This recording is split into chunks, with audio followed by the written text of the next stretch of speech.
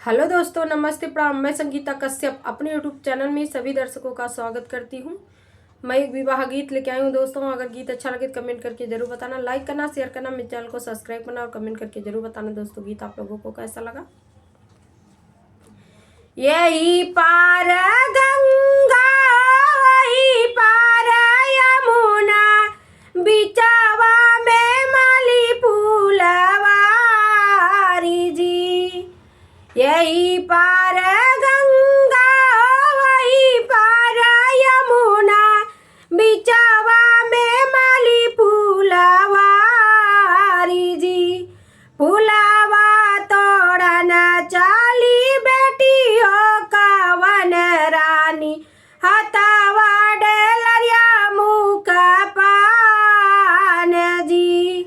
फूलवा तोड़न चाली बेटियों कवन रानी, हथवा डेलरिया मुख पान जी। घोड़ावा चढ़ल आवै दुल्हे कवन राम, पकड़ लिए दाहिनी बाजी। घोड़ावा चढ़ल आवै दुल्हे कवन राम, पकड़ लिए दाहिनी बाजी। छोड़ो ना मोरे स्वामी दाहिनी बहिया, बहिया अल्प सुकुआरी जी। छोड़ो ना मोरे स्वामी दाहिनी बहिया, बहिया अल्प सुकुआरी जी। बाबा जे सुनिए दुखिता होई जइए, मैया जे उठिए ऋषियाई जी। बाबा जे सुनिए दुखिता होई जइए, मैया जे उठिए ऋषियाई जी। फूलवा जे तोड़ी बेटी घर के लावटली, मैया जे पूछिए का बात जी। फूलवा जे तोड़ी बेटी घर के लावटली, मैया जे पूछिए का बात जी। कहवा बितायु बेटी खड़ी दोपहरिया, कहवा बितायु आधी रात जी। कहवा बितायु बेटी खड़ी दोपहरिया, कहवा बितायु आधी रात जी।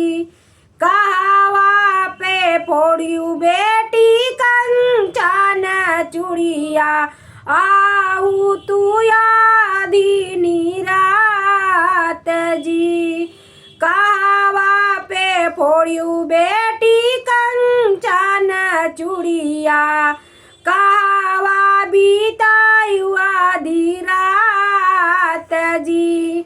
फूलवा तोड़त भय खड़ी दोपहरिया, गजरा गुछत आधी रात जी।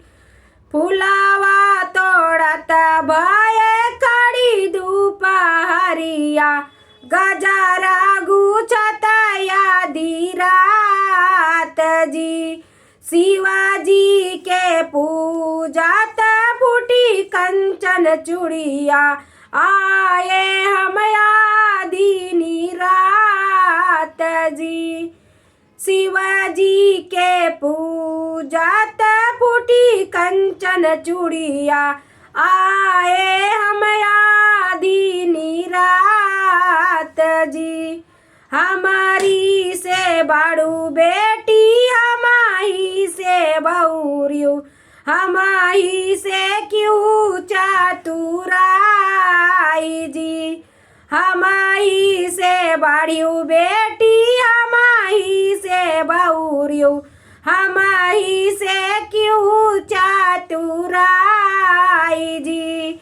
अपने साहेब संगे दिनावा बीतायो आयु तू यादीनी रात जी। अपने साहेब संग दिनामा बीतायो आयु नियादी रात जी। यही पार गंगा वही पार यमुना बिचावा में मली फूलवारी जी। यही पार गंगा वही पार यमुना बिचावा में मली फूलवारी जी।